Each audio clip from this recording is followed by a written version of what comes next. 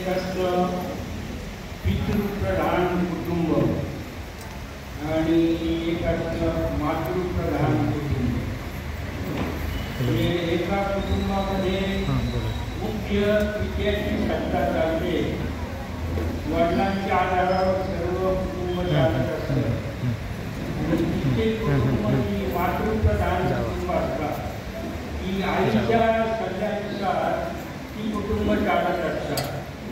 परंतु सर्वांचा अभ्यास असा निष्कर्ष निघतो की जी मातृप्रधान कुटुंब आहे ती पितृप्रधान कुटुंबापेक्षा जास्त सफल झालेली दिसतात. ते मातेची जी शक्ती आहे ती फार मोठी शक्ती असते. ज्या ज्या ठिकाणी मातृप्रधानता आहे त्याच्या ठिकाणी शक्ती फार मोठी असते. आणि आज आपण जगदंबा माता स्मृती दिवस साजरा करत आहोत. तर आठवतं असं मला की असं निदर्शनास येतं की लौकिकप्रमाणे अलौकिकमध्ये सुद्धा पितृप्रधान मातृप्रधानता असते. तर कोल्हापूर जे आहे ते मातृप्रधान सेवा केंद्र आहे. समजा मातृप्रधान आहे आणि त्यामुळे ते महालक्ष्मीचं मंदिर बनलेलं आहे. काय त्यामुळं महालक्ष्मीचं उगाच बनलेलं नाही.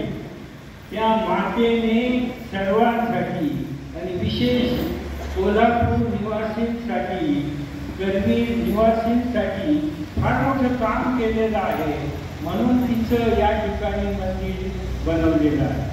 तसे ज्योतिबाई आहे नाही असं नाही, पण ते थोड्या अंतरावर आहे आणि महालक्ष्मी माता हृदयामध्ये जाऊन बसलेली आहे. तर आज आपण या मम्माचं जे काम आहे त्यांचं जे कर्तव्य आहे त्यानुसार हे कोल्हापूर हे मातृप्रधानतेकडे कसं येतं की त्याची निर्मिती पुण्यामधून झालेली आहे. माऊंट आबूला बाबा आले आणि तिथनं ज्ञानगंगा सुरू झाली की माऊंट आबूवरनं सुद्धा एक प्रवाह लखनौ दिल्लीकडे गेला, तिथं दुसरा प्रवाह मुंबई पुण्याकडे गेला, त्या एक प्रवाह बँगलोरकडे गेला, एक प्रवाह कलकत्त्याकडे गेला. तर हा जो मुंबई पुण्याकडे गेलेला हा जो ज्ञानगंगेचा प्रवाह आहे, तर या पुण्यामधून या पुण्याची जी सेवा केली ती जगदंबा मातेश्वरीने सेवा केलेली आहे. आणि पुण्याची सेवा करणं त्या काळामध्ये साधारण 1956-57 सालामध्ये पुण्याची सेवा करणं फार अवघड होतं. परिस्थिती प्रतिकूल होती पुण्यामध्ये. तर अशा प्रतिकूल परिस्थितीमध्ये सुद्धा मातेश्वरी पुण्यामध्ये आल्या आणि त्यांच्या वाणीमध्ये एवढी मोठी ताकद, एवढं मोठं आकर्षण असे मम्माच्या वाणीमध्ये की मम्माने बोलायला सुरुवात केल्यानंतर सरस्वतीची भाषणा येत असे. मम्मा ज्या अत्यंत तीव्र बुद्धिमत्ता असणारं ते व्यक्तिमत्व होतं. तीव्र बुद्धिमत्ता असणारं व्यक्तिमत्व होतं की मोठमोठे शास्त्री पंडित आचार्य सुद्धा, मोठमोठे शास्त्री पंडित आचार्य पुण्यामध्ये सुद्धा सदाशिव पेठेचे मोठमोठे महान महोपाध्याय, मोठमोठे शास्त्री आचार्य मम्माशी चर्चा करण्यासाठी यायचे, मम्माशी डिस्कशन करण्यासाठी येत असत. परंतु कुणीही 3 ते 4 मिनिटाच्या पुढे मम्माशी बोलू शकत नव्हतं. एवढी तिच्यामध्ये लॉजिकल ज्ञानाला सिद्ध करायची ताकद होती. किती मोठा विद्वान असू द्या 3 मिनिटात ती त्याचं तोंड बंद करू शकत होती. एवढी तिच्यामध्ये नॉलेजची पॉवर होती. उगाच सरस्वती नाही, समजा उगाच सरस्वती नाही, तिच्यामध्ये एवढी पॉवर होती. संपूर्ण भारतवर्षामध्ये सुरुवातीला ही सगळी सेवा केंद्राची निर्मिती झाली. 1950 साली ज्या वेळेला कराचीवरनं माउंट आबूला आले सर्व परिवार, तर त्या परिवारामध्ये मम्माने ईश्वरी सेवेचा आरंभ केला. बाबांनी प्रथम बहिणींना सेवेसाठी पाठवलं. तोपर्यंत सेवेचा चॅप्टर सुरू झालेला नव्हता, सेवेचा विषय सुरू झाला नव्हता. तो भारतात आल्यानंतर सुरू झाला आणि त्यामध्ये सर्वात सुरुवातीला ही मम्मा मातेश्वरी बाहेर पडली ह्या विश्वाचं कल्याण करण्यासाठी. आणि अनेक ठिकाणी मातेश्वरी मम्मा गेल्या. त्या कानपूरमध्ये गेल्या, नंतर अंबालामध्ये गेल्या, मेरठमध्ये गेल्या, चंदीगडमध्ये गेल्या, दिल्लीमध्ये गेल्या. अशा ज्या ज्या ठिकाणी मम्मा जात असत 3-3 महिने मम्मा मुक्काम करत असत. आणि मम्माची प्रवचनं शहरातल्या मुख्य हॉलमध्ये होत असत आणि ती ऐकायला हजारो लोक येत असत. एकदा कुणी जर त्यांचं प्रवचन ऐकलं तर तो दुसऱ्या दिवशी येणार हे 100% असायचं. कारण त्यांच्या वाणीमध्ये गोडवा होता, त्यांच्या वाणीमध्ये प्रेम होतं, त्यांच्या वाणीमध्ये प्रकांड ज्ञान सामावलेलं होतं. आणि जसं आई मुलाला सांगते ना, तसं आई मुलाला समजून सांगते, तसं मम्मा हे आध्यात्मिक ज्ञान थोडं अवघड समजायला आणि समजून सांगायला ते मम्मा अत्यंत सहजरीतीने समजून सांगत असते. आणि त्यामुळं मम्माकडे अनेक जण आकर्षित होत असतात. पुण्यामध्ये ज्या वेळेला मातेश्वरी आल्या तर हिंदू लोक तर ज्ञान ऐकायला यायचे, त्यांचं प्रवचन ऐकायला, पण मुस्लिम लोकांच्या झुंडच्या झुंड मम्माचं प्रवचन ऐकायला येत असते. असं ग्रुपच्या ग्रुप मुस्लिम लोकांचा येत असते आणि रेग्युलर येत असे. त्याचप्रमाणे शीख लोकांचा सुद्धा झुंडच्या झुंड शीखांच्याही ग्रुपच्या ग्रुप मम्माचं प्रवचन ऐकायला येत असते. एवढंच काय, पुण्याच्या कॅम्पमधून ख्रिश्चन लोकांचा ग्रुप सुद्धा मम्माचं प्रवचन ऐकायला येत असते. जे मम्मा जे ज्ञान सांगायची तर मुस्लिम लोक म्हणायचे की अरे वो तो कुरान सुना रही है. इकडे ख्रिश्चन म्हणायचे ये तो बाइबल की बातें बता रही है, इकडे ग्रंथ साहब की बातें बता रही है, असे शीख लोक सांगत असतात. आणि रेग्युलर ते सगळेजण ऐकायला येत असते की एवढं ज्ञान मम्मा मातेश्वरीकडे होते. आणि तिने प्रचंड परिवर्तन केलं, पुण्यामध्ये परिवर्तन केलं. आणि वैशिष्ट्य असं आहे की पूर्वी ज्या ठिकाणी यज्ञाची स्थापना 1936-37 मध्ये झाली, अनेक साक्षात्कार त्यावेळेला बाबांनी ठरवले. अनेक माता कन्यांना शिवबाबाने दिव्य दृष्टीच्या आधारे आपल्याकडे बोलून घेतलं. कारण त्यांना नवीन सृष्टीचा यज्ञ रचायचा होता, नवीन सृष्टीची निर्मिती परमात्माला करायची होती. आणि त्याच्यासाठी त्यांना पवित्र आत्म्याची गरज होती त्या स्थापनेसाठी. आणि म्हणून त्यांनी अनेक आत्मांना खेचलं आपल्याकडे. आणि कित्येक माता भगिनी ज्या आहेत ना, त्यांनी सर्व घरदार सोडून ते जे बाबाच्या जवळ येऊन बसले ते पुन्हा घरामध्ये गेलेच नाही. बाबावरच ते काय झाले, समर्पित झाले. ते तर बाबावर समर्पित झाले, परंतु कुटुंब परिवारामध्ये फार मोठी हालचाल झाली. कुणाची बहीण गेली या यज्ञामध्ये, ती बहीण गेली ती पुन्हा आलीच नाही.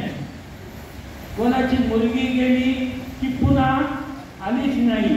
कोणाची पत्नी सुद्धा गेली, ती पत्नी सुद्धा परत आली नाही. या सगळ्या आणि विचार करा, घरातली एक मुलगी जरी घरातली निघून गेली तर सर्व गावामध्ये हल्लागुल्ला असतो ना, मुलगी गेली. आणि एकाची गोष्ट नव्हती, शेकडोंची घटना होती. काय, शेकडो कन्या, शेकडो माता, शेकडो भगिनी या सगळ्या ईश्वरीय यज्ञाकडे आकर्षिला गेल्या होता. आणि त्यांनी आपलं संपूर्ण जीवन जे आहे ते संपूर्ण जीवन ईश्वरी कार्यासाठी वाहिलेलं होतं. कुणी जुमानत नव्हतं त्यांना. त्यामुळे त्या काळामध्ये त्या समाजामध्ये त्या सिंध समाजामध्ये हैदराबादमध्ये प्रचंड हलचल निर्माण झाली. सर्व समाज पेटून उठला होता. सर्व समाज ब्रह्माबाबाच्या विरोधामध्ये उभा राहिला होता. विचार करा, एक कुटुंब विरोधात केलं तरी केवढा संघर्ष करावा लागतो. आणि ब्रह्माबाबाच्या पुढे संपूर्ण समाज होता. एका बाजूला संपूर्ण समाज होता आणि त्या काळामध्ये एकटे ब्रह्माबाबा दुसऱ्या बाजूला होते. तरी त्यांनी सगळ्या समाजाशी ब्रह्माबाबांनी सामना केला. खेचलं कुणी या ईश्वरी ज्ञान यज्ञामध्ये, खेचलं कुणी तर ते शिवबाबांनी खेचलं. कारण त्यांना सजीव निर्माण करायचं होतं म्हणून खेचलं शिवबाबाने. आणि उत्तर कोणाला द्यावं लागलं? उत्तर मात्र ब्रह्माबाबाला द्यावं लागलं. मग ती बिकट परिस्थिती तयार झाली. मग ब्रह्माबाबा म्हटलं, मी तर काही केलं नाही, मी तर आपल्या घरामध्ये बसलेलो होतो, मलाही त्यांनी घेतलंय, मला तर घेतलं पण त्या सगळ्यांनाही घेतलं त्यांनी. तर घेतणारे तर शिवबाबा होते. ते तर कुठचं परमधाममध्ये जाऊन बसायचे. आणि ज्या वेळेला लोकांच्या झुंड यायचा विरोध करायला, त्याचा सामना कोणाला करावा लागायचा?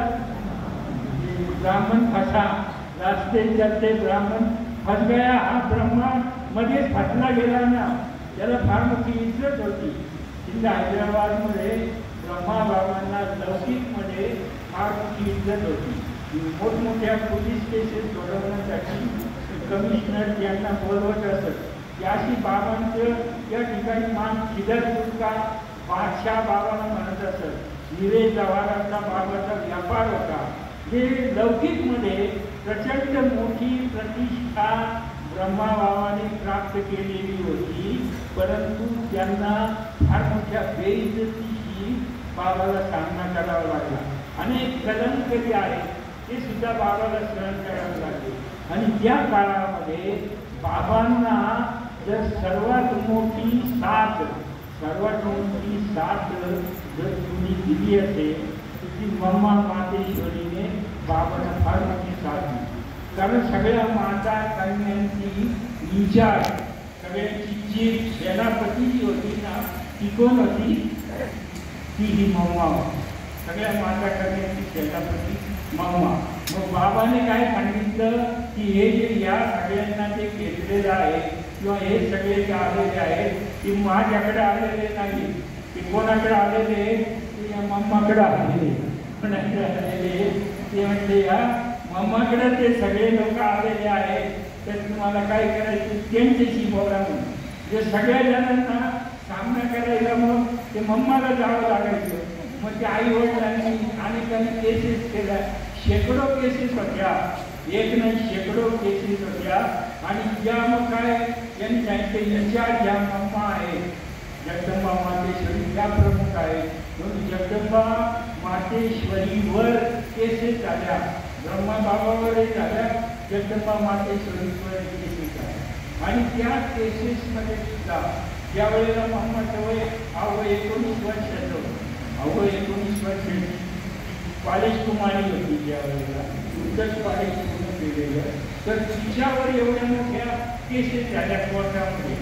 आणि मग काय झालं, सर्व समाज पाहत होता की आता राधेला ओम राधेला बोलवलं जाईल कोर्टामध्ये, बघू काय होतं ते. ब्रह्माबाबाची बेइज्जती होईल, दादाची बेइज्जती होती, ओम राधेची बेइज्जती होती. म्हणून कोर्टामध्ये त्या वेळेला अख्खा समाज हजर होता. अख्खं कोर्ट भरलेलं होतं. कोर्टाच्या बाहेर सुद्धा लोकांची भरपूर गर्दी होती. आणि त्याच्यामध्ये मग मम्माला ज्या वेळेला उभं करण्यात आलं, कोर्टामध्ये उभं करण्यात आलं. आणि मग त्या रीतिरिवाजाप्रमाणे बेरी पाला आणि त्याने पिता मम्माच्या पुढे उभी केली. आणि मग सांगितलं कि भगवान को हाजिर नाजिर जानकर मैं जो कुछ कहूँगी सच कहूँगी, अशी शपथ घ्यायला सांगितली कि भगवान को हाजिर नाजिर जानकर मैं जो कुछ कहूँगी सच कहूँगी. तर ते हात ठेवून बोला म्हणून सांगितलं. तर ती म्हटली भगवान को हाजीर नाजीर जानकर जे भगवान माझ्या समोर उभा आहे असं समजून मी जे काही बोलेल ते खरं बोलेल. तर ती म्हटली भगवान को हाजीर नाजीर जानकर मुझे दिखाओ भगवान. काय म्हटली? मुझे भगवान दिखाओ तो मैं शपथ लूंगी. भगवान दिखाओ म्हटल्यावर कोण दाखवणार ते भगवान? तर ते म्हणते भगवान कसं काय दाखवणार? तो म्हटली कि मैं झूठी कसम नहीं ले सकती. तुम मुझे भगवान दिखाओ मैं कसम देने को तैयार. तो ते जज म्हटले की नहीं ये गवर्नमेंट का रूल है. हा गवर्नमेंटचा नियम आहे, कायदा आहे की तुम्हाला त्याच्यावर तिथेवर हात ठेवून ही शपथ घ्यावी लागेल कि भगवान को हाजिर नाजिर जानकर जो कुछ कहूँगी सच कहूँगी. ही शपथ तुम्हाला कायद्याने घ्यावी लागेल. ये गवर्नमेंट का कानून है. तर मम्मा ने सांगितलं झूठी कसम लेना ये हमारे ईश्वरी गवर्नमेंट का कानून नहीं है. इसलिए मैं झूठी कसम नहीं ले सकती हूँ. असं झाल्यानंतर मग ते जज म्हणजे अडचणीमध्ये आले. आता काय करावं? म्हणजे आता केस तर सुरू करायची कशी करायची? तर मग आता ते जज म्हटले जाऊ द्या त्याची कसम वगैरे बाजूला जा म्हणून ते. आणि त्यांनी काय केलं? केस सुरू केली. केस सुरू केली आणि त्यांनी मम्माला प्रश्न विचारला.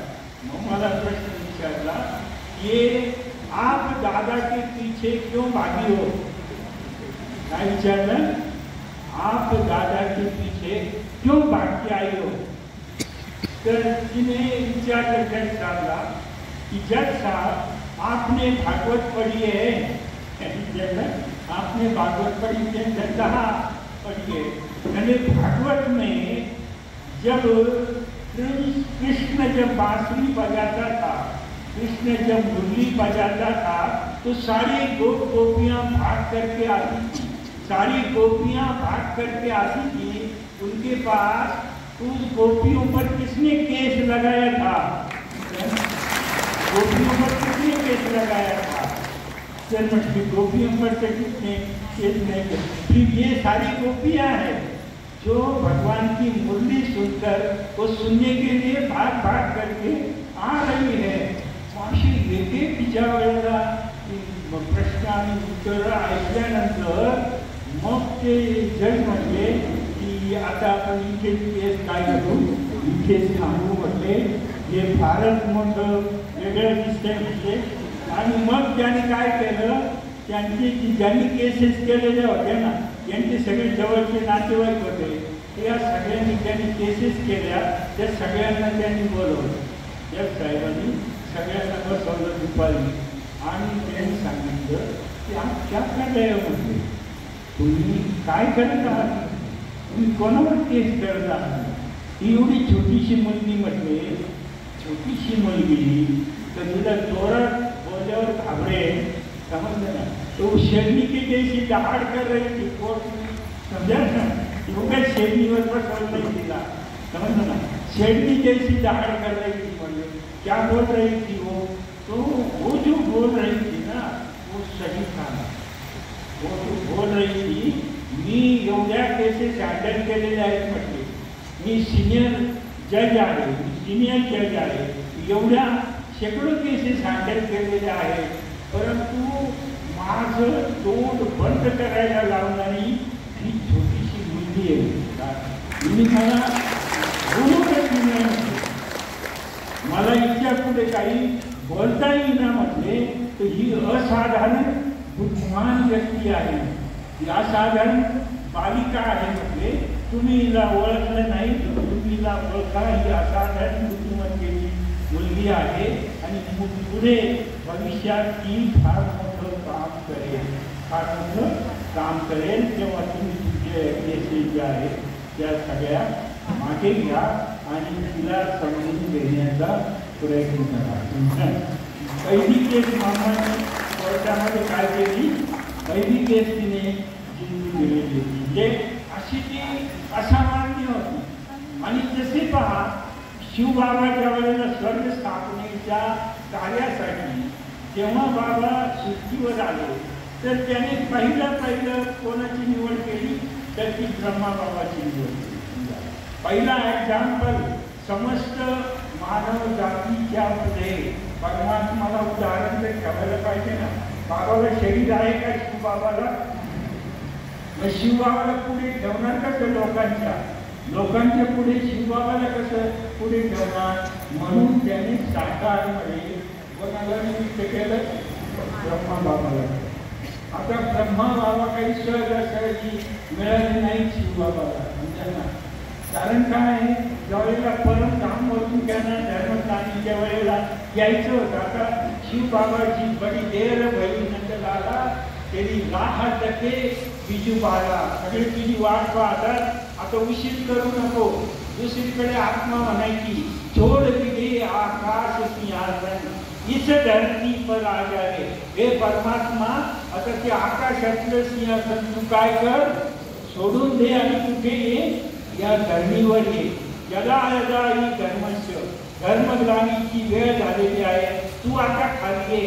अशी ज्या वेळेला हजारो आत्मा परमात्माला पुकारत होते तेव्हा शिवबाबा खाली आले. त्यांची ती वेळ आली.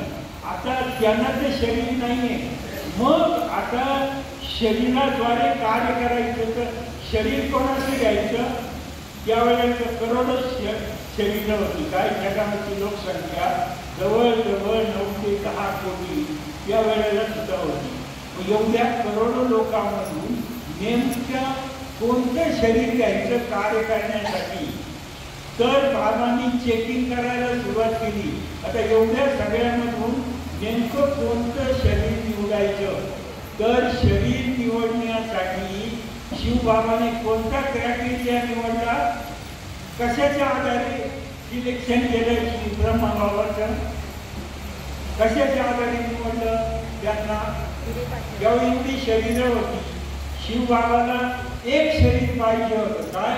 एक शरीर पाहिजे होतं. ते निवडलं कसं? तर ते शरीर निवडण्यासाठी शिवबाबाने शरीर पाहिली नाही. काय? शरीर पाहिलं नाही. काय पाहिलं? आत्मे पाहिले. आत्म्यांचं चेकिंग केलं आणि सर्व आत्म्यांचं चेकिंग केल्यानंतर त्यांनी पाहिलं की याच्यामध्ये नंबर 1 आत्मा कुठे आहे? नंबर 1 आत्मा कोणाची आहे? श्रीकृष्णाची, श्रीनारायणची. कुठे आहे? तर ती बाबांना हैदराबादमध्ये दादा मेघराजच्या रूपामध्ये दिसली. तो या शरीरामध्ये आहे की नंबर 1 ची श्रीकृष्णाची, श्रीनारायणची आत्मा. म्हणून बाबाने त्यांच्या शरीरामध्ये काय केलं? प्रवेश केला. एक नंबर बनणार आहे. समजलं ना? ड्रामा बहु रिपीट होतो म्हणून त्या शरीरात प्रवेश केला. आता प्रवेश केला, शरीर मिळालं, परंतु ते कार्यासाठी कसं वापरायचं? तर त्यांना साक्षात्कार करवले. काय केलं? अनेक प्रकारचे साक्षात्कार ब्रह्माबाबाला करवले. बाबा मोठी जवेरी होते. त्या काळात त्याचे करोडपती कोट्याधीश होते. राजे रजवाड्यांशी त्यांचे संबंध होते. आता त्यांना सगळ्याशी कसं बनवणार? तर कलियुगाचा विनाश त्यांना करून दाखवला. विनाश तर तुझ्याकडे जे काही आहे, जगामध्ये जे काही तुला दिसतंय, सगळ्याचा काय होणार आहे? विनाश होणार आहे. हा साक्षात्कार करावा. त्याच्यानंतर नुसता साक्षात्कार असा भयानक साक्षात्कार झाला की ते म्हटलं की नको बस आता मी पाहू शकत नाही. तर रक्ताचे पाठ वाहताना ते दिसले. वेदावर पाय ठेवून रस्ता तयार करावा लागत होता. असं ज्या वेळेला त्यांनी पाहिलं त्यावेळेला ते म्हणजे आता नको बस. नंतर त्याला बाबांनी सद्गुरूचा साक्षात्कार करावा. असे अनेक साक्षात्कार झाल्यानंतर ब्रह्मा बाबा या ईश्वरी यज्ञामध्ये समर्पित व्हायला तयार झाले. अनेक साक्षात्कार झाल्यावर तयार झाले. परंतु आता तुम्ही पहा की परमात्माने 2 उदाहरणं आपल्या सर्वांसमोर ठेवलेली. आपल्या सर्वांच्या समोर 2 उदाहरण.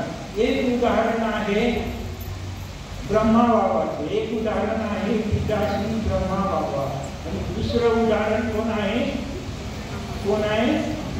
जगदंबा मातेश्वरी. एक आहे पिताश्री ब्रह्मा, दुसरा आहे जगदंबा मातेश्वरी. ही दोन उदाहरणं शिवबाबाने का ठेवली पहा. शिवबाबा जे आहेत ना फार बुद्धिवान बुद्धी फार हुशार आहे शिवबाबा. त्याला माहिती आहे कोण काय विचारणार नाही, पुढे काय काय होणार आहे. म्हणून त्यांनी आधी हे दोन उदाहरण ठेवली. तर ती कशी आहेत पहा. एक म्हणजे काय, ब्रह्मा बाबा हे वानप्रस्थी आहेत, वृद्ध आहेत. ब्रह्मा बाबा कसे आहेत? वानप्रस्थी आणि वृद्ध आहेत. नुसते ब्रह्मा बाबा जर आपल्या पुढे असते ना तर इथे युवक कुणी आलेच नसते ना. तरुण युवक कुमार कुमारी ते आल्याच नसत्या. ते काय म्हटले असते, अहो हे म्हाताऱ्यांचं काम आहे. काय आहे? हे कोणाचं काम आहे? हे म्हातारे बाबांचं काम आहे. आता हे ब्रह्मबाबा म्हातारे होते समजलं ना. मग त्यांनी हे करणं बरोबर आहे. तुम्ही तरुण आहात, युवक आहात, समजलं ना. तुमचं हे काम नाही असं म्हणती. म्हणून शिवबाबाने दुसरं उदाहरण कोणाचं दिलंय? ती कॉलेज कुमारी होती मामा. मामा जी होती ना ती कॉलेज कुमारी होती आणि अतिशय फॅशनेबल कुमारी होती. साधारण ती वाजवण्यात गीतं गाण्यामध्ये अत्यंत हुशार होती. समजा गॅदरिंगमध्ये नंबर 1 तिचा यायचा. तिचा आवाज सुद्धा अतिशय सुरेख होता आणि फॅशन करण्यामध्ये सुद्धा हुशार होती. या अभ्यासामध्ये सुद्धा नंबर 1 होती. या शाळेत पहिला नंबर घेणारी होती. आणि ती ज्या वेळेला नंतर अमृतसरवरून नंतर हैदराबादला ज्यावेळेला तिच्या वडिलांनी शरीर सोडलं अचानक. सुरुवातीला अमृतसरला शिक्षण झालं, काही काळ मुंबईला थांबले. नंतर ते हैदराबादला नानीकडं तिच्या आजीकडे आले. तर वडिलांनी शरीर सोडलं होतं. ते पण धनाटे श्रीमंत होते. तर व्यवसायात तोटा झाला त्यांना, फार मोठा तोटा झाला. तो धक्का त्यांना सहन झाला नाही. आता त्यांनी शरीर सोडलं. पण या सगळ्या बहिणीच होत्या. या 3 बहिणी होत्या. यांना मुलगा नव्हता. तर त्या सगळ्या बहिणीची आई त्यांच्यावर प्रपंचाची फार मोठी जबाबदारी आली आणि अवघड झालं परिस्थिती. भरपूर जण संपली. मग तिच्या नानीने त्या मामाने त्यांना आपल्या गावी हैदराबादला बोलवलं. तिथे मामा गेली. पुढचं शिक्षण मामाने तिथे हैदराबादला पुढं केलं. तर ती ज्या वेळेला कॉलेजमध्ये जात असेल, ती जात असताना ती एवढी फॅशनेबल होती. तेव्हा ती काही ज्ञानामध्ये नव्हती. ती फॅशनेबल कुमारी होती. तिचे हेअरस्टाईल वगैरे.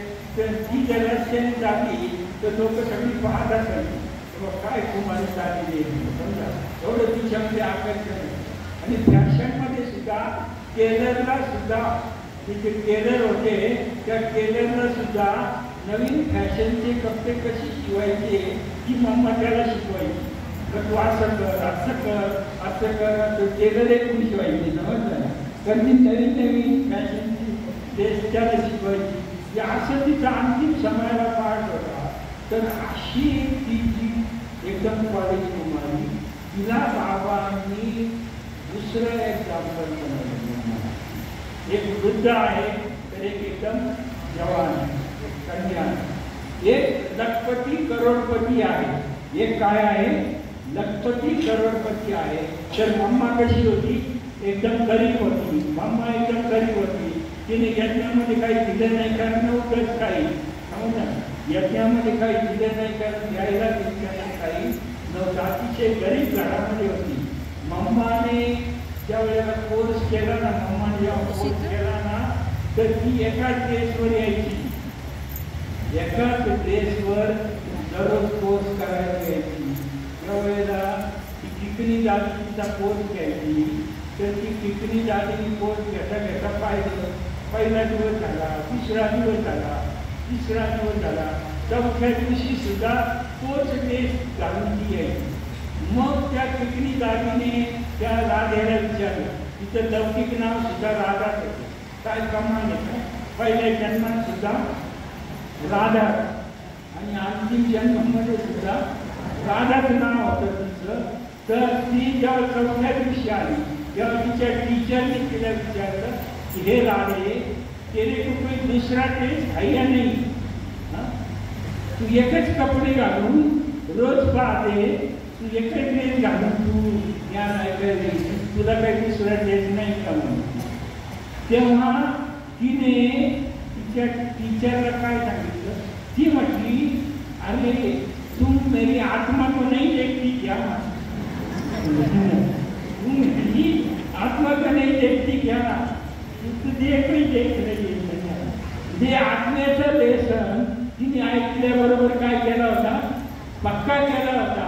तू आत्मा को नहीं देख रही क्या असं म्हटल्यावर टीचरलाही जाग्यावर आलं तुझं डोकं, तर आपण कुठे चाललंय आणि तिला टीचरला सुद्धा चौथ्या दिवशी टीचरला सुद्धा शिकवायची तिच्यामध्ये काय होती, ताकद होती. ते टीचरला आदरा वाटला की आपण नुसतं ज्ञान सांगत झालं आणि ही राधा मात्र धारण करत असलेली ती प्रत्येक गोष्ट ऐकल्याबरोबर ती धारण करायची. मम्मा जेव्हा मुरली ऐकत असते ना तिची मान इकडच्या इकडे सुद्धा होत नसते. मुरली म्हणजे एक चाकड्या पक्षासाठी ती मम्मा मुरली आहे. जे हे सेकंड दुसरं एक्झाम्पल ते तुझ्या परमात्माने ते कन्या रूपामध्ये दिले. एक अतिशय धनवान लखपती करोडपती तर एक एकदम सामान्य. जर नुसते ब्रह्माबाबा असते तर लोक म्हणतात त्यावर ते पैशावाल्यांचं काम आहे. काय की कोणाचं पैशाचं ते हिरेच्या वराचे व्यापारी, आपण आपले कांद्याला नुसते व्यापारी, तर आपलं काम नाही येते समजलं ना. आपण टमॅटो विकणारे ते हिरे विकणारे आपलं काम नाही. म्हणून बाबाने दुसरं उदाहरण कोणासाठी मम्माचं, इथे नंबर 1 घ्यायला पैशाची गरज नाही. आणि तिने काही दिलं नाही यज्ञामध्ये. हे ओम राजेने काही दिलं नाही तरी ती कोण बनली, लक्ष्मी बनली ना, धनाची देवी बनली ना. तिला काहीच नाही तरी ती कोण बनली, धनाची देवी बनली. म्हणजे तिचा पुरुषार्थ काय असेल, काय पुरुषार्थ असेल. भले मम्माने किया नाही लेकिन ज्याने दिलवाया, काय केलं तिने दिलं नाही परंतु इतरांकडून करून घेतलं. कराल तर 2 हाताने, कराल तर 2 हाताने आणि करून घ्याल तर 1000 हाताने, करून घ्याल तर 1000 हाताने. तिने 1000 हाताकडून यज्ञामध्ये एवढी सेवा करून घेतली की परमात्माला तुझ्या लक्ष्मी बनवावं लागलं. उगाच लक्ष्मी बनत नाही. तिने तेवढी काय केली, सेवा केली. मम्माची कार असायची, बाबांनी तिला एक कार दिली होती. ब्रह्माबाबांनी कधी माउंट आबू सोडलं नाही, एकाच ठिकाणी बसायचं. समजा त्याच्यानं भक्ती मार्गात म्हणतात कृष्ण एक ऐसा ग्वाला था. गोकुळामध्ये कृष्ण एक ऐसा, सगळे ग्वाले होते ना, सगळे गवळी होते. त्यांच्या आपापल्या गायी असत, कोणाच्या 5, कोणाच्या 10, कोणाच्या 12 गायी. आणि ते त्या गोवर जनावर चरायला जात असत. भरपूर हिरवगार गवत असे, सर्व काही दुष्टपुष्ट असायच्या. संध्याकाळची वेळ झाली की सर्व गवळ्यांना काय करावं लागायचं, आपल्या सगळ्या गायी गुंडाळून आणावं लागायचं. प्रत्येक गावळ्याला त्याच्या गायी शोधून आणाव्या लागायच्या. दिवसभर त्या गायीच्या मागे फिरायचं आणि संध्याकाळी घरी जाताना त्यांना एकत्र करून आणायचं. हे गवळ्यांचं काम होतं. परंतु कृष्ण एक ऐसा ग्वाला था, कृष्ण एक ऐसा ग्वाला था कि जो कभी गवों के पीछे नहीं भागा, जो कभी गवों के पीछे नहीं भागा.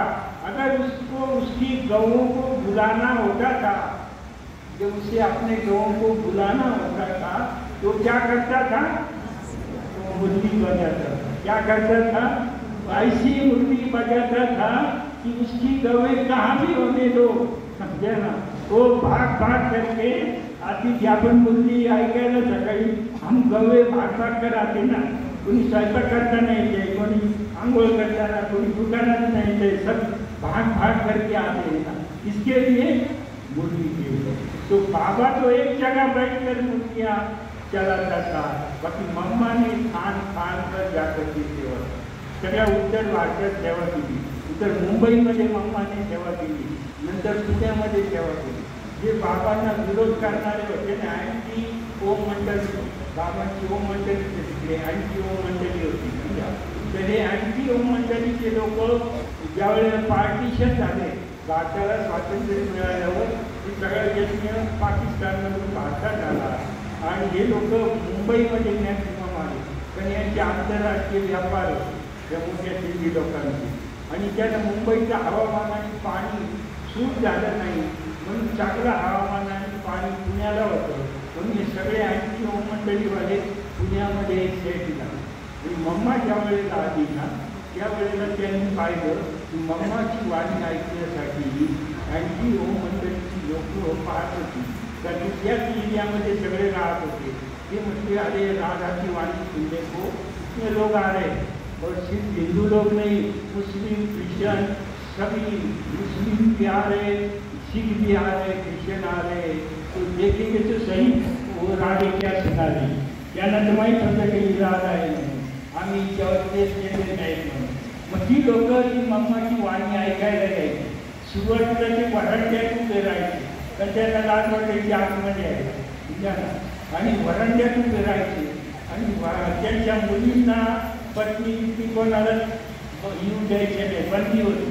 आणि त्यांना भीती होती, ते गेले होते परत येणार नाही. तर ते वरांड्यातून फिरवून ऐकायचे मम्माची वाणी वगैरे, आणि मग त्यांनाही आकर्षण झालं. मग ते हळूहळू हातमध्ये घेऊन बसू लागले. मग इतके निर्माण मम्माची वाणी ऐकू लागली. मग फार जवळ आले, ईश्वरी ज्ञानाच्या जवळ आले. त्यांनी ओळखलं की हे स्वयं परमात्माचं कार्य आहे. पुण्यात फार मोठी सेवा झाली.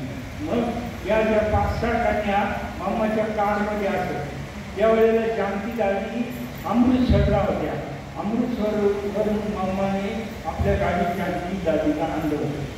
जनक चलो मेरे साथ म्हणून अमृतसरने पुण्याला आणलं. पुण्यातून सेवा झाली, बाबा समाचार गेला. आणि म्हणजे पहिल्यांदा पुण्यामध्ये आणखी ओम मंडळीवाले सगळे लोक परत ज्ञानामध्ये आलेले आहेत. जे पहिला सुगंध सेवेचा कुठून निघाला, पुण्यामधून निघाला. भारताच्या पुण्यामध्ये पहिला सुगंध त्या ठिकाणी आला.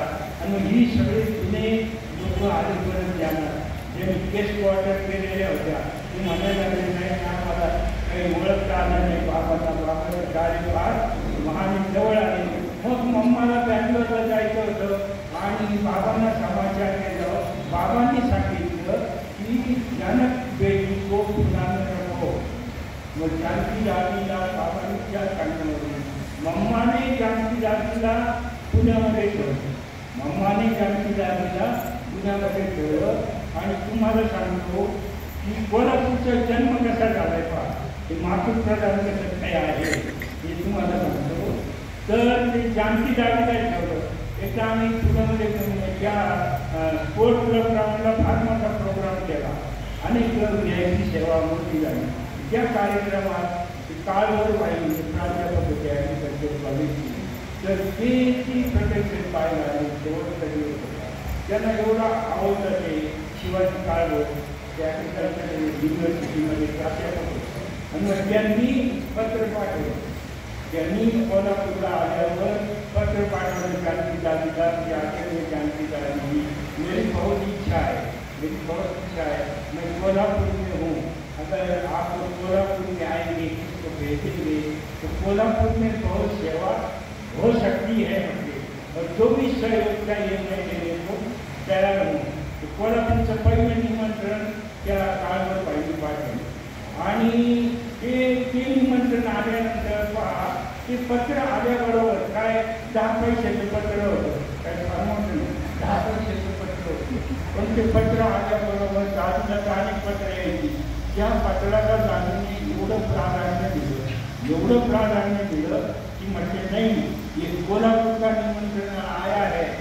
आणि जानकी दादी म्हटली की आपको सुंदरीबाईला बोलवलं, मलाही बोलवलं. सुंदरीबाईने तुम्ही आम्ही लोक बोले, एक सुंदरी तुझे कोल्हापुर में जाकर ये बाबा के ज्ञान का बीज डालना है.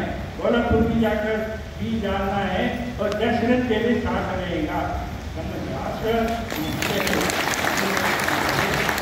त्यांनी पत्र आल्याबरोबर लगेच प्रोग्राम बनवला। आता ते दुसऱ्या दिवशीचा प्रोग्राम आमचं जे 4 वाजायचं म्हणजे तिकीट होतं काही दोनची गाडी होती, दोनची गाडी त्यावेळेला 8 वाजता पोहोचायची कोल्हापूरला। मग 8 वाजे पोहोचले ते म्हटले पुणे कोल्हापूरला आम्ही घ्यायला स्टँडवर येतो म्हटले, तुमची सगळी जबाबदारी आमची, तुम्ही फक्त या। मग आम्ही सगळे गेलो तिथे, तर ती 2ची पुणे कोल्हापूरची गाडी होती ना, तर ते म्हटले आत्ताच गेली 5 मिनिट झाली ती गाडी गेली। आता ती कोल्हापूर गाडी गेली म्हटल्यावर मग त्याच्यानंतर ती डायरेक्ट 4ला गाडी, डायरेक्ट 4 4:30ची गाडी। मग मी म्हटलं पाहिजे देखो आपले हे गाडी तो काही 4-5ची गाडी रात्रभर मी आला म्हणजे पहुंचली म्हणजे, आणि आपण कुठे जाणार नाही, आपल्याला काय याच्यात हे नाही, आपण एवढे 10-11 वाजता कसं काय जाणार। ती सुंदरी बाई जी ना ती पण शेरली काय ती म्हणली कुछ भी हुआ तो होने दो, बोले कितना भी बनने दो, हम वापस जाएंगे नहीं। दादूला वापस येऊन तोंड दाखवणार, जायचं म्हणजे जायचं, बघा आप याद आहे चलो म्हणतो। मग आम्ही गेलो तर ती आम्हाला काहीतरी 4:30ला गाडी मिळाली, तिथे 11:30 वाजले आम्हाला कोल्हापूरला, आणि आमची वाट पाहून 2-3 तासानंतर ते घरी निघून गेले। आता ती गाडी 11:30 वाजलेला तिथे, आम्ही म्हटलं आता 11 वाजलेला तुमचे, तर मग ते पर्समधून बहिणीने ते पत्र काढायला सुरुवात केली, तर पाहिलं ते पत्र सापडेला। तो बहिणी म्हटली अरे वो पत्र तो सेंटर पर ही रह गया है, तर म्हटलं झालेगा आता आपण जाणार तिथे रात्री 11 वाजता, तिथे जायची त्यांना पत्ता सुद्धा नाही, अशी वेळ आता काय करावं। परंतु मी ते पत्र वाचलेलं, काय होतं पत्र वाचलं होतं, त्याच्यात ते प्रोफेसर काळभोर ॲग्रिकल्चर कॉलेज वगैरे पत्ता होता, तुम्ही त्यांचा असा ॲग्रिकल्चर कॉलेज आहे, तर आता आपण पुढे रिक्षावाला पकडून जाऊ।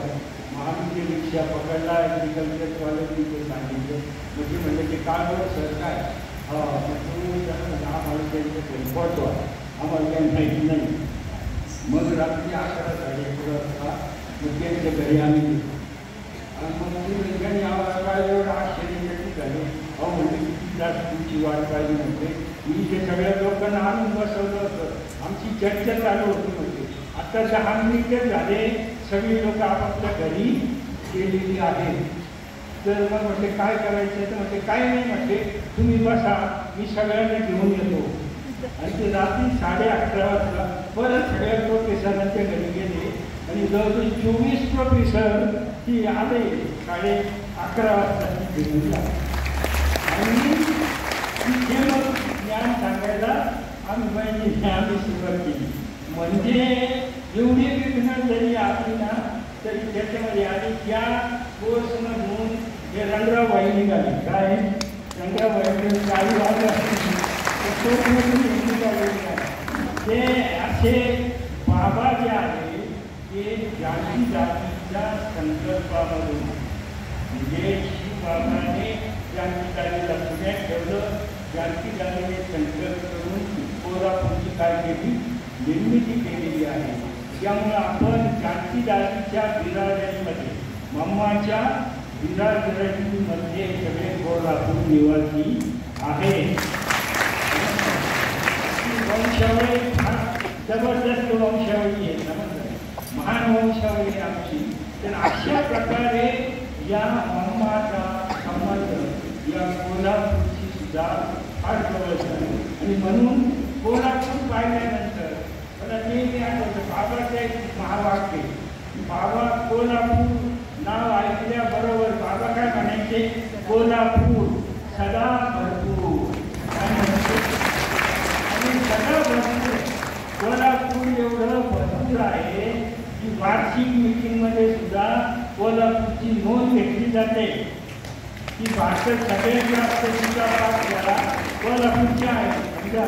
एवढं कोल्हापूर काय आहे, भरपूर आहे। बाबाचं त्याला फार मोठं वरदान आहे, आणि तुम्ही इथे हॉलमध्ये येणारे सर्व बाबाची जी बच्चे आहात ना, पक्के बच्चे आहात, तुम्ही सर्व विजयी रत्न आहात. या विजयी रत्न आहात, समजा का विजयी रत्न आहात? या करोनाच्या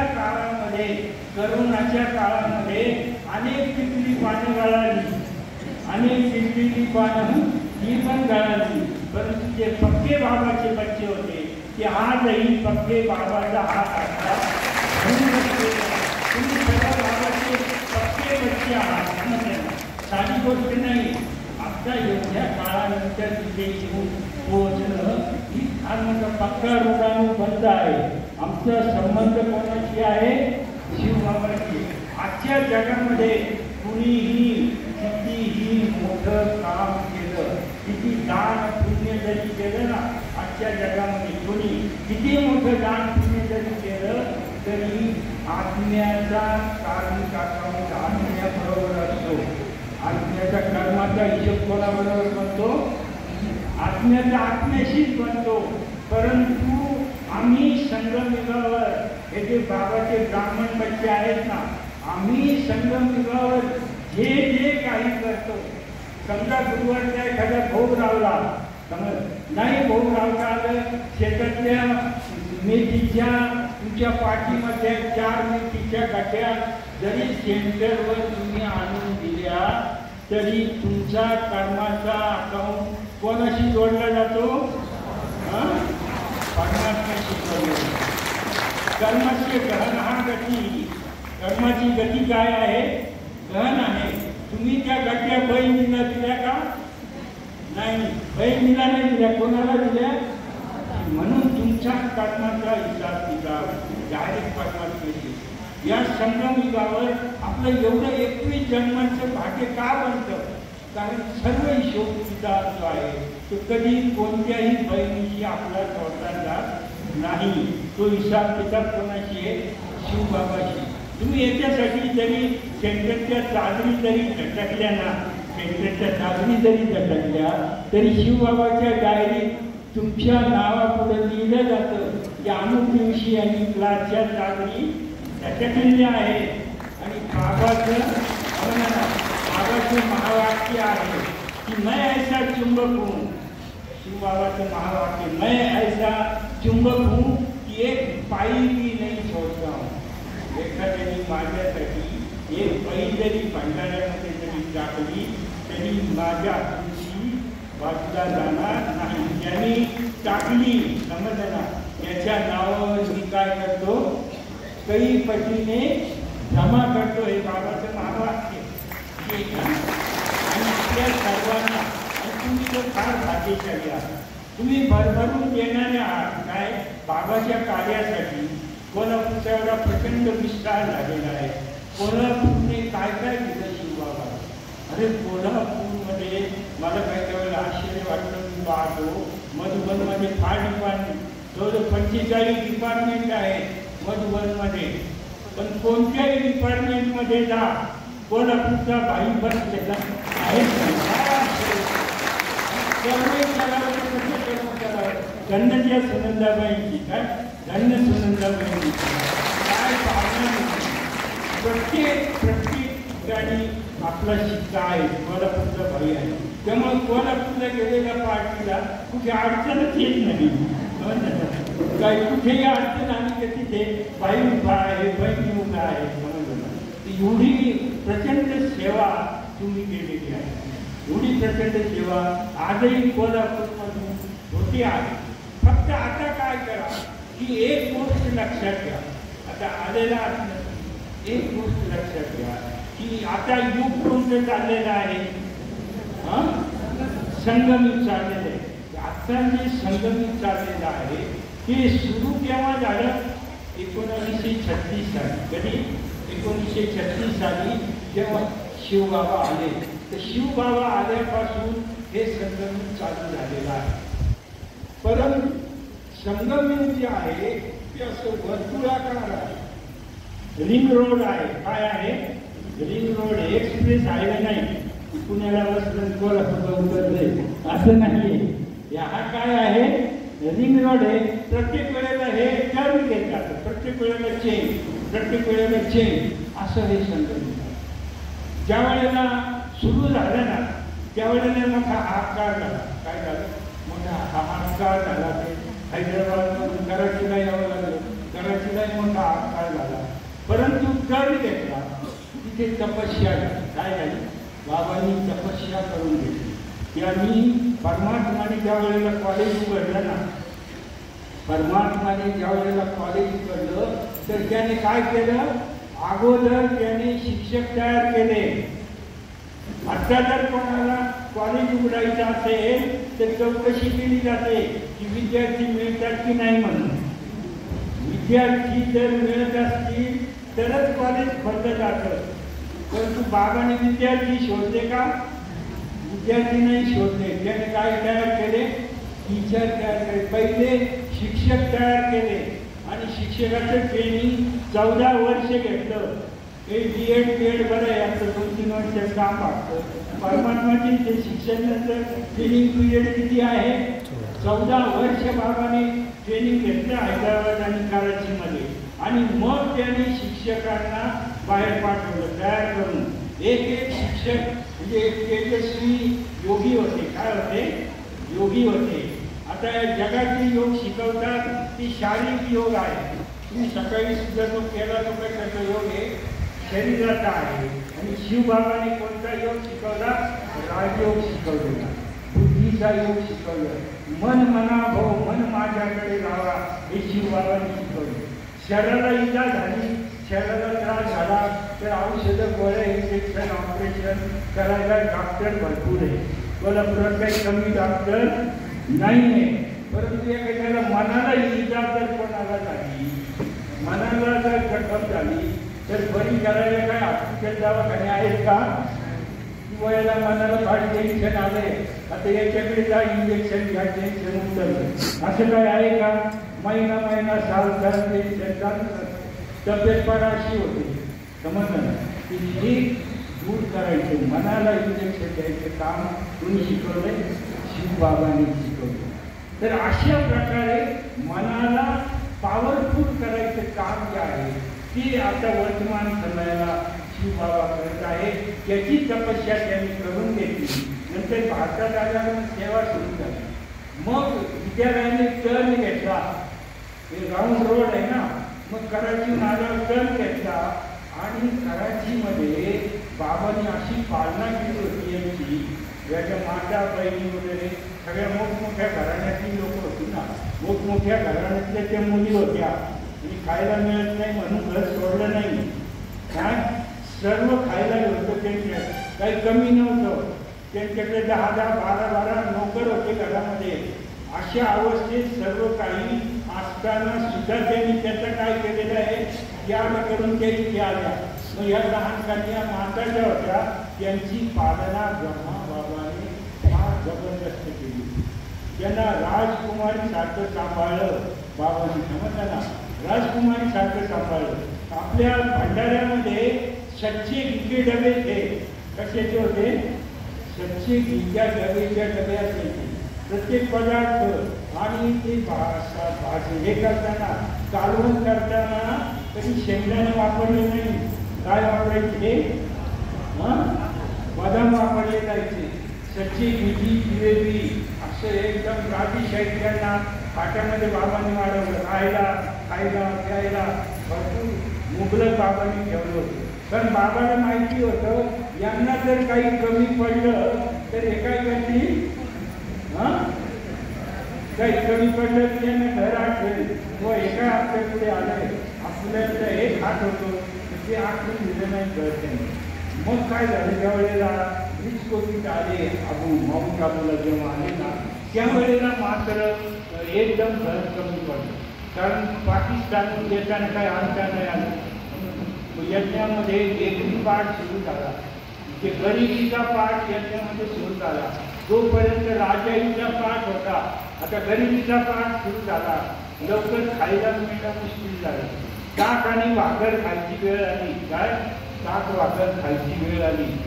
काही जणांनी म्हटलं बाबा आपण आणि रोज ना एखाद दिवस झाले पण रोज ताक आणि भाकर सकाळी तेच आणि संध्याकाळी ते आजारी पडलं तरी हे काही जण म्हटलं वाटतं की कुठपर्यंत चहा खातात काय चला आपल्या घरी काही बहिणीच्या हृदयाना ते आपल्या लौकिक घरी निघून गेलं. हे ब्राह्मणाचं झाड गावामधून मधून काय करतो हलवलं. हे हलवल्यामुळे ती कच्ची आहेत ना पिवळी पानं काय होतात पिळलेली पानं जी असतात काय होतात त्याने सतीला चालत नाही ना. सतीला पिळलेलं पान आतुरे जात मग ही मधून हलवतो मग एक वीज पडते त्याच्यामध्ये खाली अशी काही जण त्या वेळेला करते. यज्ञाला नवीन तर मिळाला 1965 मध्ये मम्माने शरीर सोडलं. त्यावेळेला मम्मावर बरी हरवणारे म्हणजे आता मम्माची म्हणजे सगळं गेलं. मग त्यांनी त्यावेळेला म्हणजे 65 गावाने झाड हलवलं त्यातही पानं पिठी पानं त्यातही पडून गेली. 69ला स्वतः बाबाने शरीर सोडलं. बाबाने शरीर सोडल्यानंतर आम्ही पाहिलं की शेकडो लोक ज्ञानातून गेले. ते म्हटले की ब्रह्माची आयु 100 वर्ष ब्रह्मामध्येच कशी काय गेली. 10 वर्ष निर्माण झाला ते निघून गेले. परंतु यज्ञाने पुन्हा टर्न घेतला. हा रिंग रोड आहे ना पुन्हा असा टर्न घेतला की साकारमध्ये बाबा गेले 125 सेंटर होती. पत्त्यावरच्या पुस्तकात 125 केंद्राची नावं होती. बाबाचा अव्यक्त पाठ सुरू झाला. पायीचे टर्न घेतला संगम युगावर. संगम युगावर प्रत्येक वेळेला थोड्या काळाने काय घेतला गेलेला आहे टर्न घेतलेला आहे. आणि साकारमधून जेव्हा बाबा आकारमध्ये आले तर सेवेचा एवढा विस्तार झाला प्रचंड सेवेचा विस्तार झाला. त्याच्या बाबा असताना विदेशामध्ये एकही सेवा केंद्र नव्हतं. परंतु बाबा गेल्यानंतर 74 मध्ये पहिलं सेवा केंद्र विदेशामध्ये. आणि आज काय 142 देशामध्ये बाबाचं कार्य करतो. पूर्वी ब्रिटिशांना अभिमान होता. छाती वर करून ब्रिटिश लोक सांगायची की आमच्या राज्यावर जगामध्ये सूर्य कधीच मावळत नाही. कारण 5ही खंडामध्ये ब्रिटिशांचं राज्य होतं. 5 खंडामध्ये राज्य होतं. आज तशी परिस्थिती नाही. आता अनेक राष्ट्र स्वतंत्र झाली. आज परिस्थिती नाही. ज्या वेळेला ब्रिटिश म्हणायचे की आमच्या राज्यावर सूर्य कधीच मावळत नाही. आज ब्रिटिश म्हणू शकत नाही. परंतु आज प्रजापिता ब्रह्माकुमारी विद्यालय म्हणते की आमच्या सेंटरवर सूर्य कधीच मावळू शकत नाही. कारण 5ही खंडामध्ये आमची सेंटर आहे. नेहमी प्रकाश असतोच कुठल्या सेंटरवर. एवढं मोठं कार्य अव्यक्त झाल्यावर ब्रह्माबाबांनी केलं. आणि याचा विद्यालयाला मोठा कर्म प्राप्त झाला. तर ह्या मधमधनं परीक्षा येतात. परंतु आता हा अव्यक्त काळ सुद्धा 31 डिसेंबर 2017ला एक वंडरफुल टर्न घेतला. संगम युगाने नवीन टर्न घेतला. काय झालं त्यावेळेला महाराष्ट्राचा टर्न 31 डिसेंबर 2017 म्हणजे आता 2018 सुरू होणार होतं. आणि प्रत्येक वर्षाला बाबा सेवेसाठी नाव द्यायचे की सर्व के सहयोग से सुखमय संसार या वर्षाचं नाव. कधी म्हणायचं new knowledge for new world. हे दुसऱ्या वर्षाचं नाव. प्रत्येक वर्षाला सेवेचं नाव द्यायचं. आता 31 डिसेंबर 2017ला भुजमोहन भाई सगळे वार्षिक मीटिंगसाठी ही विचारायला बाबा गेले कि बाबा कल से 2018 चालू हो रहा है. तो वो नए 2018 को कौन सा वर्ष कहेंगे. बाबा ने क्वार्टर सेकंड मध्ये सांगितलं समाप्ती वर्ष. काय सांगितलं सगळे बघून घ्या काय झाले. तर यांना वाटतं आपल्याला पंचपाठवाला 4 मिळणार आहे. म्हणजे चालून गेलं घेऊन तर ते झटका तर बसणार ना. सगळ्यांना झटका बसणार की बाबांनी असं अचानक काय सांगितलं की हे समाप्ती वर्ष असेल. आणि नंतर 2-3 वर्षानंतर कळालं की ते अव्यक्त पाठ समाप्ती वर्ष 2018 पासून अव्यक्त पाठ काय झाला समाप्त झाला. परमात्माने त्याचं तिसरं रूप धारण केलेलं. पहिला साकारमध्ये पाठ प्ले केला बाबाने. किती वर्ष? 33 वर्ष. 33 वर्ष साकारमध्ये पाठ प्ले केला. 48 वर्ष अव्यक्त बाबाने आपला अव्यक्त पाठ प्ले केला. आणि त्यानंतर आता जो पाठ चाललेला आहे तो निराकार रूपामध्ये बाबांचा पाठ चाललेला आहे. या निराकार रूपामध्ये बेहदची सेवा होणार आहे. काय बेहद सेवा होईल. तुम्ही पाहत राहा कशी सेवा होते. कारण साकारमध्ये ब्रह्माबाबा होते ना तर त्यांना फार बंधनं होती. बाबाला फार बंध. त्यांना जर दिल्लीला जायचं असेल ब्रह्माबाबाला सेवा करायला तर त्यांना रेल्वेचं तिकीट काढावं लागत असे. जसं अव्यक्त बाबाला होतं का? अव्यक्त बाबाला ते बंधन नव्हतं. परंतु शेवटी जेव्हा अव्यक्त पाठ संपायची वेळ आली त्यावेळेला डिक्लेअर व्हायचं की आज बाबा येणार आहे. काय बाबा आज येणार आहे. परंतु नंतर न्यूज यायची की रथ बरोबर नाही, रथाची तब्येत ठीक नाही म्हणून आज बाबा येणार नाही. जे रथ चांगला नाही म्हणून बाबाला येता येत नव्हतं. मग बाबाने काय केलं? आता रथाचं बंधन सुद्धा बाजूला केलेलं आहे. आता साकारही नाही आणि आकारही नाही. आता कोणता पाठ आहे? निराकार पाठ. आणि निराकार पाठ मध्ये बाबा प्रचंड. आता अव्यक्त पाठ मध्ये सुद्धा त्यांनी एवढी सेवा केली.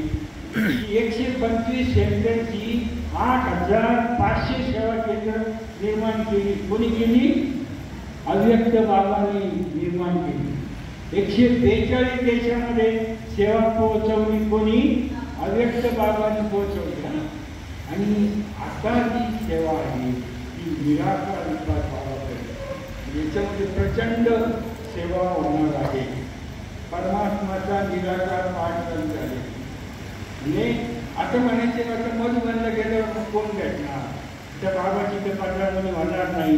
परंतु आज आपण जी व्हिडिओ पाहतो बाबांची तरीही बाबा प्रत्येकाला रिलाईज करून देतो. बाबा शास्त्री सगळ्यांना वाटतं की मी बाबाला भेटलेले आहे. आता एकही म्हणणार नाही की बाबा मला भेटलेले नाही. प्रत्येकाला अव्यक्त आणि निराकार रूपामध्ये बाबा अनुभूती करवतो. आणि फक्त मधुबनमध्येच नाही, तुम्ही घरी जरी TV लावून सेंटरवर जरी फिरून लावून त्या दिवशी त्या वेळेला बसला तरी सेंटरवर सुद्धा बाबा तुम्हाला अनुभूती करून देईल. मी त्या ठिकाणी प्रत्यक्ष उपस्थित आहे. तर अशी प्रत्यक्ष अनुभूती आजही बाबा करून देतात. आणि आता ईश्वरी सेवा एवढी प्रचंड होत आहे की आता हे जे भारताचे 150 वर्ष झाले ना, भारताला अमृत महोत्सव स्वातंत्र्याला मिळून झालेला आहे. तर त्या महोत्सवामध्ये या भारताच्या अमृत महोत्सवामध्ये भारत सरकारने ब्रह्माकुमारी विद्यालयाला सुद्धा सामील करून घेतलेला आहे. आणि आम्ही सुद्धा प्रत्येक 20 वीक आहे विद्यालयाचा. प्रत्येक या वर्षामध्ये प्रत्येक 75 प्रोग्राम करणार आहे. 15,500 प्रोग्राम या वर्षामध्ये होणार आहे.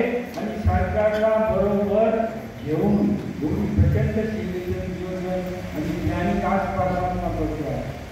एकामागे किती सेवा केंद्राची निर्मिती होते. मी पाहतो या 2 महिन्यामध्ये मी जवळजवळ 5 ते 7 सेंटरचं भूमिपूजन केलेलं आहे. आता परवाच औरंगाबादला एका सेंटरचं भूमिपूजन आणि मागच्या वर्षी ज्यांची भूमिपूजन केली ना या वर्षी त्याची उद्घाटन झालेली आहे. कमाल वाटते गावाची. आणि एक सेंटर असं भव्य उभं केलेलं आहे. एक महालासारखं एक सेंटर गावात उभं केलं. काय कमाल आहे. आता मागच्या महिन्यामध्ये काय झालं, साताऱ्यामध्ये लागोपाठ 3-4 सेंटरची भूमिपूजन झाली. प्रत्येक ठिकाणी साताऱ्याचे पालकमंत्री होते पाटील साहेब. ते ह्या ठिकाणी भूमिपूजन झालं. पुसेगावला झालं. ते एका मागे 3-4 भूमिपूजन तर ते शेवटचं वडूचा करताना ती म्हटली अहो ह्या करोनामुळं सगळी लोक खाली आलेली आहेत, सगळे कारखानदार दुकानदार सगळे खाली आले, तर तुमच्या ब्रह्मकुमारीला काय झालं एका मागे एक केलेले होते आजचा शेष वर बसलेला नाही, त्याला काही नाही होतं वर बसलेलं आहे ते अव्यक्त रूपामध्ये सुद्धा बाबा काय करत आहे प्रचंड काम करत आहे, कारण त्यांना वेळ थोडा राहिलेला आता कलियुग संपायच्या स्टेजला आलेला आहे, सत्युग आता आलं की आलं दोन एकदम जवळ आलेला आहे, वेळ फार थोडी आहे आणि सगळ्यांचं भाग्य परमात्माला वाटायचं ना, मग ते कसं वाटणार? परमात्मा दानी आहे, उदार आहे, दानशूर आहे, सर्व आहे, दाता आहे परमात्मा दाता आहे, परंतु व्यावहारिक आहे. काय आहे? व्यावहारिक आहे. कसं घेई तेव्हा देई, काय नियम आहे त्याचा? घेई तेव्हा देई, ऐसा असशी उदार, एकाचे लाख करून देणार, परंतु पाहणार का नुसता डबा वाजवलाय कटाक नाही, समजलं? ते खात्री झाल्याशिवाय तो देणार नाही.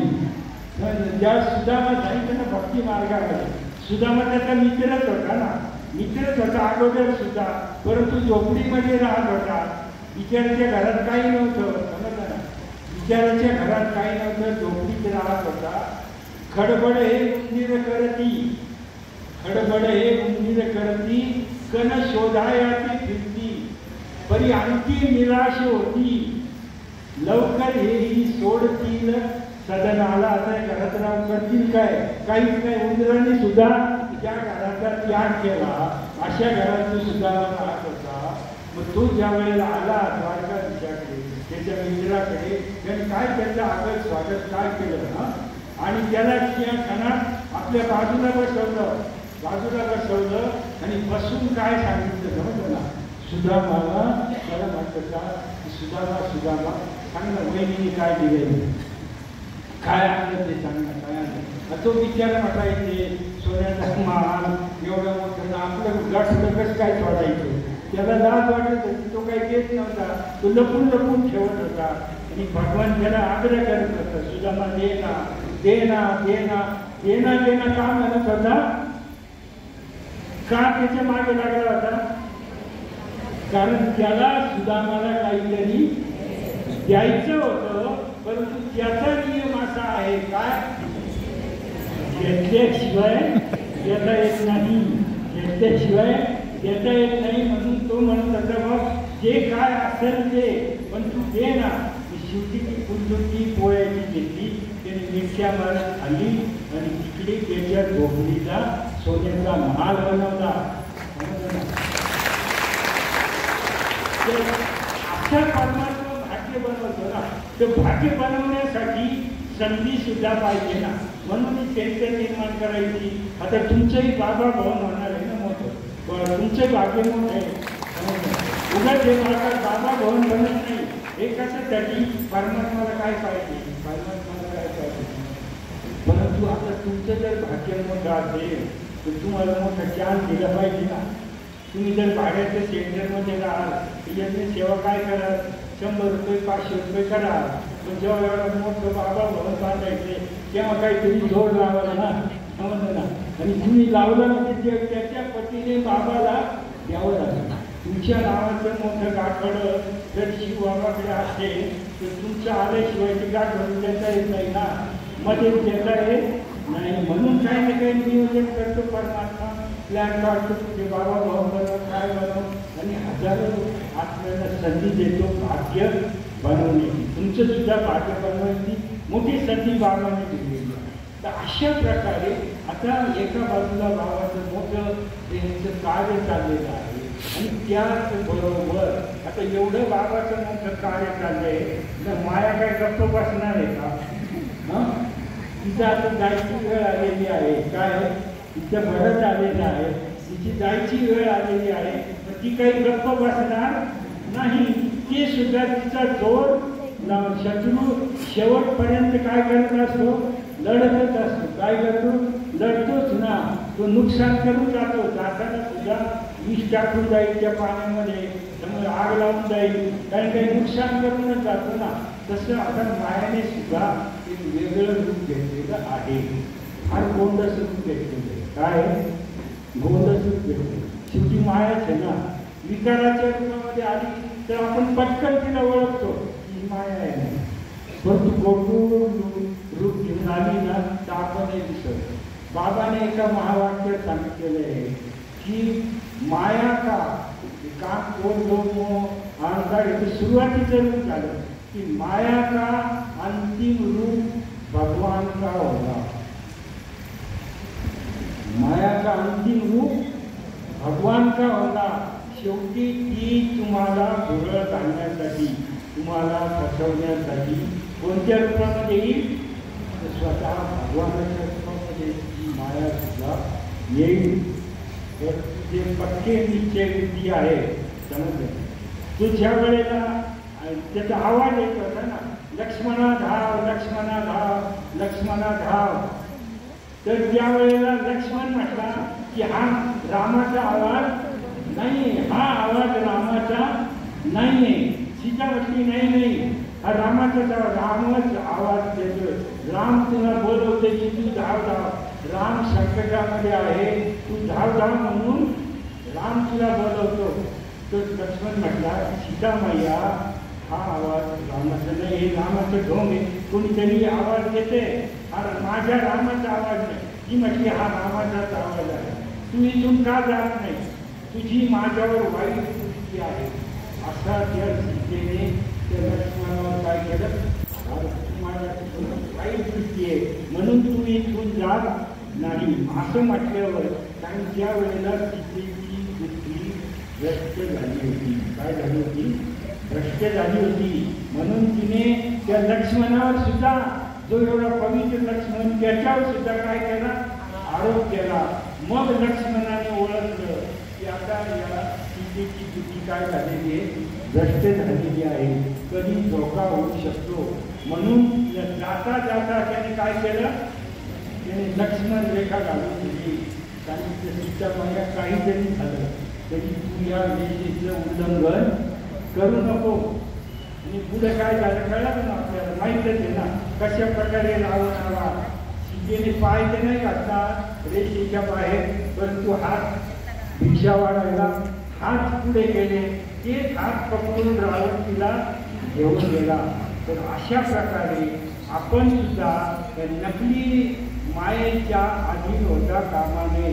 आजही असे आपल्या इकडे पण सुद्धा हे झालेलं आहे की याच्यात शिवबाबा येतो, त्याच्यात शिवबाबा येतो.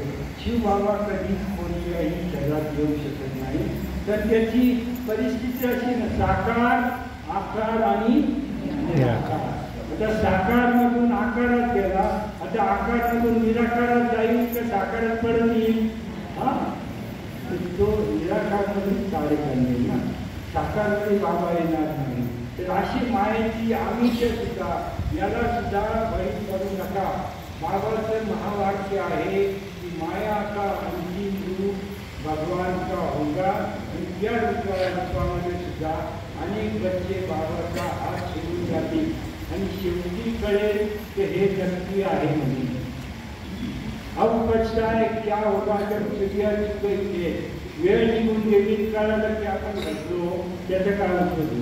त्याच्यासाठी अगोदरच पछता सामान्य. किती मायावी रूप आलं तरी तुमची बुद्धी, तुमचं लक्ष, तुमचं ध्येय जर स्थिर असेल तर तुम्ही कधीच अस्थिर होणार नाही. म्हणून मायेच्या रूपाला सुद्धा आपण ओळखलं पाहिजे.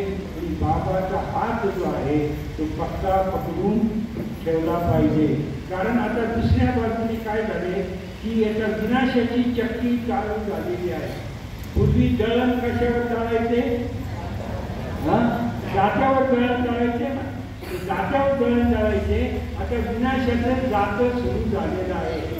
आणि या जात्यामध्ये करोनाच्या रूपात तुम्ही पाहिलं, या जात्यामध्ये कोणाचीच पर्वा केली जात नाही. तुम्ही किती धनवान आहात हे पाहिलं का, किती धनवान दिसले गेले, संपत्तीवान गेले, सत्तावान मोठमोठे आमदार खासदार किती गेले या जात्याच्या विनाशाच्या जात्यातले पीठ झाले। न सत्ता काम में आई, न संपत्ति काम में आई, न संतति काम में आई, क्योंकि विनाश की चक्की में किसको भी पूछा नहीं जाता है। तो ये क्या जात्याच्या जात्यामध्ये आपण धान्य टाकतो ना, जात्यामध्ये धान्य टाकतो आणि ते जात्या फेकल्यावर त्याचं पीठ होतं। तर आता विनाशाची चक्की सुरू झालेली आहे। आता भल्या भल्याचं काय होणार आहे, काय होणार आहे? आता पीठच होणार आहे। जो समोर येईल ना त्याचं पीठच होणार आहे।